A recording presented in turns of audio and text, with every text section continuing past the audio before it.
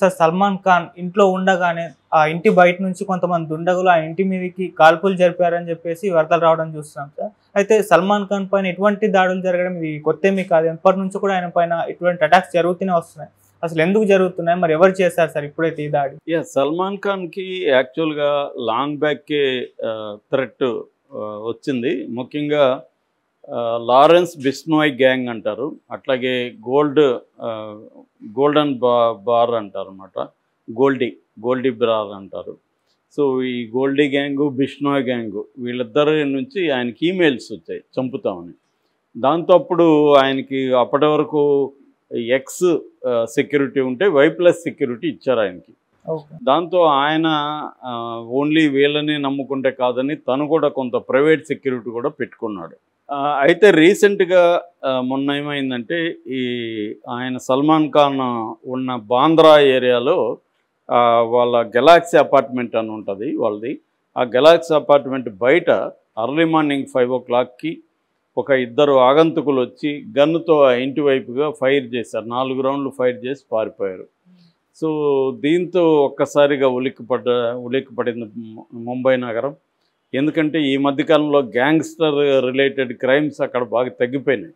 So ఎప్పుడైతే ఇది జరిగిందో అది కూడా సల్మాన్ ఖాన్కి వ్యతిరేకంగా జరిగేసరికి ఒక్కసారిగా ముంబైయే కాకుండా మొత్తం దేశమే ఉలిక్కిపడిందని చెప్పచ్చు. ఎందుకంటే ఒకప్పుడు ముంబైలో గ్యాంగ్స్టర్లు కావచ్చు, మాఫియా లీడర్లు కావచ్చు, ముఖ్యంగా దావూద్ గ్యాంగు, చోటారాజన్ గ్యాంగు, ఇలాంటి గ్యాంగ్స్ అంతా కూడా సినిమా వాళ్ళని కూడా టార్గెట్ చేసేవి. సినిమా వాళ్ళకు కూడా ఈ గ్యాంగ్స్తో సంబంధాలు ఉండేవి. ఈవెన్ సల్మాన్ ఖాన్కి కూడా సంబంధాలు ఉన్నాయనేది అప్పట్లో బాగా న్యూస్లు వచ్చాయి. ముఖ్యంగా దావూద్ ఇబ్రహీం సల్మాన్ ఖాన్ని కలిశారనేది అట్లాంటివి కూడా అప్పట్లో వచ్చాయన్నమాట. అలాగా ఉన్నాయి గతంలో, తర్వాత తగ్గిపోయింది, ఈ మధ్యకాలంలో లేదు. ఇప్పుడు సడన్గా ఇది వచ్చింది. సో ఇది ఒక్కసారిగా ఇదయింది. దీంతో ఇప్పుడు ఎంక్వైరీ చేస్తున్నారు. ఈ క్రమంలో ఇది మేమే చేశాము ఈ పని, ఇది ఓన్లీ ట్రైలర్ మాత్రమే, ముందుంది అసలు. సో నిన్ను చంపకుండా వదలము, ఈసారి ఇంటి మీద కాల్పులు ఉండవు, నీ మీదే కాల్పులు ఉంటాయని ఈ లారెన్స్ బిష్నోయ్ వాళ్ళ తమ్ముడు అనుమోల్ బిష్నోయ్ అతను స్టేట్మెంట్ ఇచ్చాడు.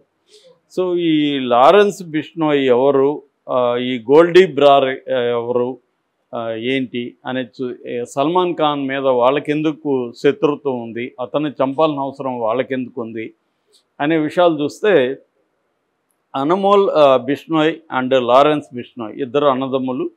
ఈ లారెన్స్ బిష్నోయ్ అనే అతను పంజాబ్ అతనిది నేటివ్.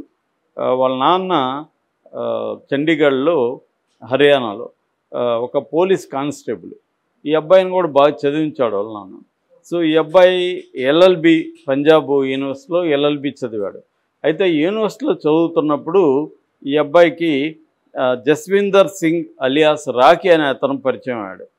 సో ఇతను కలిసి యూనివర్సిటీలో క్రైమ్ మొదలుపెట్టారు, స్టూడెంట్ పాలిటిక్స్లో ఇన్వాల్వ్ కావడం. సో మెల్లగా క్రైమ్లోకి వెళ్ళి అక్కడ గెలిచిన అతన్ని చంపారనమాట వీళ్ళు. అలాగా వీళ్ళు స్టూడెంట్ పాలిటిక్స్లో నుంచి క్రైమ్లోకి, అంటే అదేదో అంటారు కదా, హీ గ్రాడ్యుయేటెడ్ ఇంటూ క్రైమ్ అని, అలాగా వీళ్ళు గ్రాడ్యుయేటెడ్ ఇన్ ఎడ్యుకేషనే కాకుండా క్రైమ్లో కూడా గ్రాడ్యుయేట్ అయ్యారు. అలాగా ఇతను ఎదుగుతూ వచ్చాడు. ఆ తర్వాత ఇతనికి గోల్డీ బ్రార్ అని ఇంకొక పాపులర్ గ్యాంగ్స్టర్ పరిచయం అయ్యాడు. అతను కూడా నోటోరియస్ గ్యాంగ్స్టరు. సో వీళ్ళిద్దరూ కలిసి దాదాపు 5 రాష్ట్రాల్లో వీళ్ళ గ్యాంగ్స్ విస్తరించుకుంటూ వెళ్ళారు. తర్వాత వీళ్ళకి 700 మంది షూటర్స్ ఉండారని చెప్తారన్నమాట. ఈ క్రమంలో ఇతని రాజస్థాన్లో ఒకసారి అరెస్ట్ అయ్యాడు, భరత్పూర్ జైల్లో ఉన్నాడు. ఆ జైల్లో ఉన్నప్పుడు కూడా ఇతని మీద అభియోగాలు వచ్చాయి. ఆ జైల్లో ఏంటంటే VoIP అంటారు, అంటే voice over internet protocol calls అని, అంటే ఇంటర్నెట్ ద్వారా IP టెలిఫోనీ అంటారు దీన్ని. ఇంటర్నెట్ ద్వారా IPని ఉపయోగించుకొని వాయిస్ కాల్స్ చేయడం, జైల్లో నుంచే ఇతను ఆపరేట్ చేయడం మొదలుపెట్టారు. అంటే ఆ జైలు స్టాఫ్కి డబ్బులు ఇచ్చి తను దీని ద్వారా VoIP కాల్స్ ద్వారా అతను ఆపరేట్ చేశాడు. జైల్లో నుంచే కొన్ని హత్యలు కూడా అతను చేశాడని చెప్తున్నారు. సో అతను ఓపెన్గా కూడా ఆ మధ్య కోర్టుకు వచ్చినప్పుడు కూడా సల్మాన్ ఖాన్ని వదలను, నేను చంపుతానని చెప్పాడు. సో సల్మాన్ ఖాన్కి ఈ గ్యాంగ్స్కి ఏం సంబంధం అన్నప్పుడు, ప్రధానంగా ఒకే ఒక సంబంధం. అదేంటంటే సల్మాన్ ఖాన్ 2018 కేసు ఒకటి ఉంది. ఆ కేసు అంటే కృష్ణ జింక్ అంటారు దాన్ని. ఆ కేసుని బ్లాక్ బక్ అంటారు. బ్లాక్ బక్ అంటే కృష్ణ జింక. సో ఈ హంట్ చేశాడు, దాన్ని వేటాడనేది దాని మీద కేసు అనమాట. ఈ బిష్నోయ్ అనే ఒక కమ్యూనిటీ ఉంది. ఈ కమ్యూనిటీకి ఇది వర్షిపింగ్ యానిమల్ అనమాట. సో వాళ్ళ ఫేవరెట్ యానిమల్ ఇది. సో దాన్ని చంపాడు కాబట్టి నేను అతను చంపుతానని ఇతను బయలుదేరాడు. అంటే ఎక్కడో ఏదో జరిగితే అతని రిపర్కషన్స్ ఇలా వచ్చాయన్నమాట. సో దాంతో ఇతన్ని చంపడమే నా జీవిత లక్ష్యం అన్నట్టుగా బిష్నోయ్ చేస్తున్నాడు. అయితే ఈ బిష్నోయ్ అండ్ గోల్డ్ బ్రార్ వాళ్ళు మాటలు చెప్పే బ్యాచ్ కాదు, ఖచ్చితంగా చేస్తారు. ఫర్ ఎగ్జాంపుల్ సిద్ధు మూసేవాల్ అని ఒక ప్రముఖ సింగర్ ఉన్నాడు పంజాబ్లో, అతన్ని కూడా వీళ్ళు చంపేస్తారు. అతను అంతకుముందు హెచ్చరించారు చంపుతామని, చంపేశారు. అట్లాగే సల్మాన్ ఖాన్తో అసోసియేట్ అయిన వాళ్ళని కూడా మేము చంపుతామని చెప్పారు. గతంలో కూడా అది బెదిరింపులు వచ్చాయన్నమాట. రెండోది ఏంటంటే వీళ్ళ తమ్ముడు ఇప్పుడు ప్రకటన ఇచ్చాడు కదా, అనుమోలు. ఈ అనుమోల్ బిష్నోయ్ అమెరికాలో ఉన్నాడని చెప్తున్నారు. అమెరికాలో ఉన్నాడా, కెనడాలో ఉన్నాడా కరెక్ట్గా ఐడియా లేదు. కొంతమంది కెనడాలో అంటున్నారు, కొంతమంది అమెరికాలో అంటున్నారు, కొంతమంది లండన్లో ఉండాలంటున్నారు. ఎందుకంటే ఈ బిష్నోయ్ అండ్ గోల్డీ బ్రార్ వీళ్ళకి బబ్బర్ కల్సా అనే ఒక ఖలిస్తాన్ మూమెంట్తో కూడా సంబంధాలు ఉన్నాయి. సో వీళ్ళు ఇప్పుడు మెల్లగా ఇండియాలో 5 స్టేట్ల నుంచి మెల్లగా వరల్డ్ వైడ్గా కూడా వీళ్ళు విస్తరిస్తున్నారు ఖలిస్తానీ ఉద్యమాల నుంచి. ఈ మధ్య కూడా ఇండియన్ గవర్నమెంట్ ఖలిస్తానీ వాళ్ళని చాలామందిని అరెస్ట్ చేసింది, వాళ్ళ మీద ఉక్కుపాదం మోపింది. కెనడాలో కూడా ఒక ప్రధానమైన ఒక ప్రముఖ ఖలిస్తానీ ఉద్యమ నాయకుడిని చంపారు. అది ఇండియన్ రా ఏజెన్సీని చంపింది. రీసెర్చ్ అండ్ అనాలిసిస్ వింగ్ అనే రా ఏజెన్సీ ఉంటుంది మనకి. సో ఈ ఏజెన్సీని కెనడాలోకి వెళ్ళి చంపిందని కెనడా ప్రధానమంత్రి మన మీద ఆరోపించాడు. ఆ మధ్య దౌత్యపరమైన టెన్షన్స్ కూడా మనకు కెనడాకి వచ్చాయి. కొద్ది రోజులు వీసాలు కూడా ఆపేస్తారు. అటువంటి పరిస్థితి వచ్చాయి. అంటే ఖలిస్తానా ఉద్యమం బలపడుతుంది. ఆ ఉద్యమం బలపడడానికి వీళ్ళిద్దరు కూడా హెల్ప్ చేస్తున్నారు. వాళ్ళకి ఫండ్స్ కలెక్ట్ చేసి ఇవ్వడం కానీ, ఏదైనా హత్యలు ఉంటే చేసి పెట్టడం కానీ, అవన్నీ ఈ గోల్డీ బ్రార్ అండ్ ఈ లారెన్స్ బిష్నోయ్ గ్యాంగ్ వీళ్ళు కలిసి జాయింట్ ఆపరేషన్స్ చేస్తున్నారు అన్నమాట.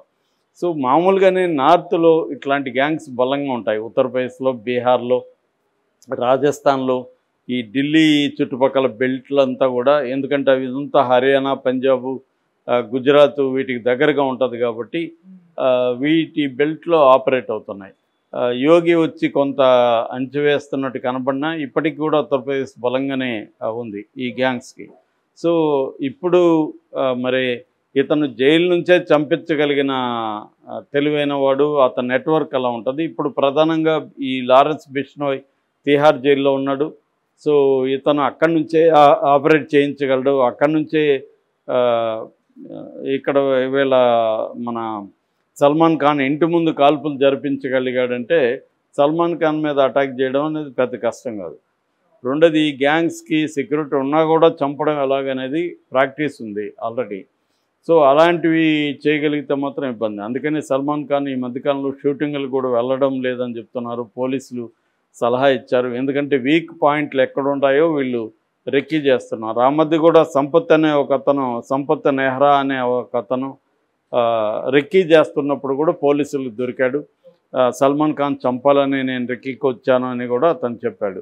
సో ఇలా కొంత డిఫికల్ట్గానే ఉంటుంది సల్మాన్ ఖాన్ పరిస్థితి. ఆయన జాగ్రత్తగా లేకపోతే మాత్రం ఈ గ్యాంగ్స్ని తక్కువ అంచనా వేయలేము.